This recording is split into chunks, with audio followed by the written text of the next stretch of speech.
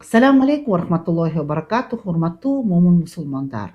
Той болот, тойдун эртеси да болот деп бизде Кыргызда көп макал айтып келебиз. Салтыбызга ылайык эки жаш баш кошкондо калайык калкты чакырып, ак батасын алуу үчүн той өткөрүлөт. Аны баарыбыз билебиз. Бул көрүнүш динибизге каршы келбейт. Тескерисинче, бул эки жаштын бири-бирине адал болгондугун билдирип, алардын кол кармашып көчөдө бара жатканында көргөндөр жаман ойлобош үчүн никеге эле жарыя кылуу болуп саналат. Бул тууралуу пайгамбарыбыз саллаллаху алейхи вассалам мындай деп айткан: никени жарыя кылгыла, аны элге ачык болгон мечиттерде өткөргүлө деп айткан. Демек, урматтуу момун мусулмандар, нике кыйлып атканда элге жарыя кылып, айтып, мен үйлөндүм, мен турмушка чыктым деп биз жарыя кылып адамдарга айтышыбыз керек экен.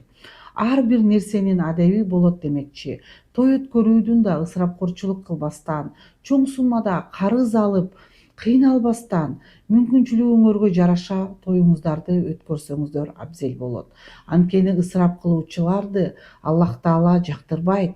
Бул тууралуу кереметтүү Курани Каримде Аллах Таала мындай дейт. Ошо Курани Каримдин Араф сүрөсүнүн 31-аятында төмөнкүдөй деп айтат: Бисмиллахи рахмани рахим.